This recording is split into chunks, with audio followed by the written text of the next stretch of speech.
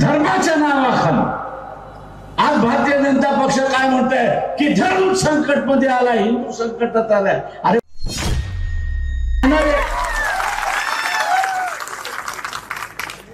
आणि कुठं संकटात आलाय? आज आपण बघितलं असेल तर अमेरिका तुमच्या विरोधात, इंग्लंड तुमच्या विरोधात, फ्रान्स तुमच्या विरोधात, आणि मध्यंतरी बातम्या आल्या की रशिया पाकिस्तानला विमानं देणार आहेत अशी असताना परिस्थिती. 3 महिन्यामध्ये युद्ध एवढं लक्षात घ्या पाकिस्तानवर.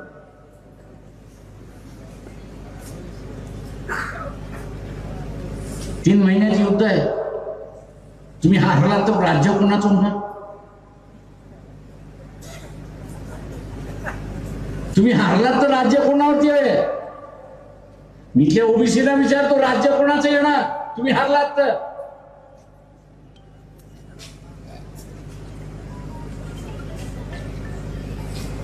जो नुसता धर्म घेऊन बसलेला,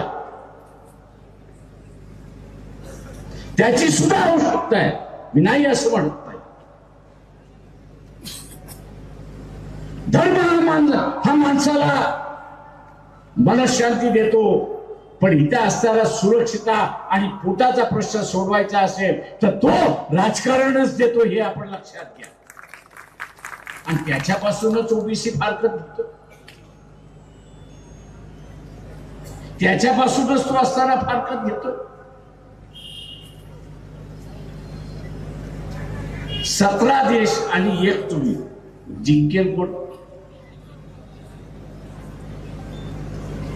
17 देश एकत्र आले एकाच्या विरोधात, जिंकणार कोण?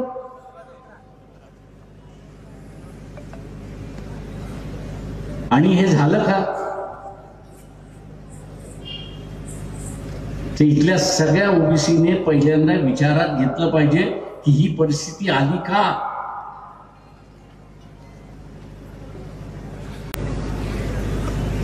ओबीसीने आपली असणारी मानसिकता ही बदलली.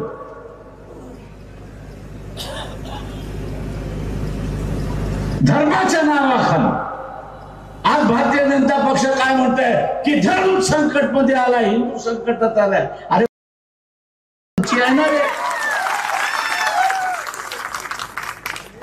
आणि कुठं संकटात आलाय? आणि खाली बसलेला ओबीसी येण्यासारखा टाळ्या वाजवत बसतोय की संकटात आलोय. आणि तू काय मुसलमान होणार आहेस का रे?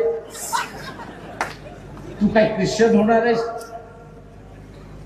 तू जोपर्यंत ख्रिश्चन होत नाही, जोपर्यंत मुसलमान होत नाही, तोपर्यंत असणारा धर्म कुठं संकटात आलेला आहे? धर्म संकटात आलेला नाही, तुझं आरक्षण संकटात आलेलं आहे, हे लक्षात. महाराष्ट्रातील ताज्या बातम्यांसाठी बघत रहा टाइम्स टुडे 18 सोबतच शेअर करा, सबस्क्राईब करा आणि बेल आयकॉन प्रेस करा.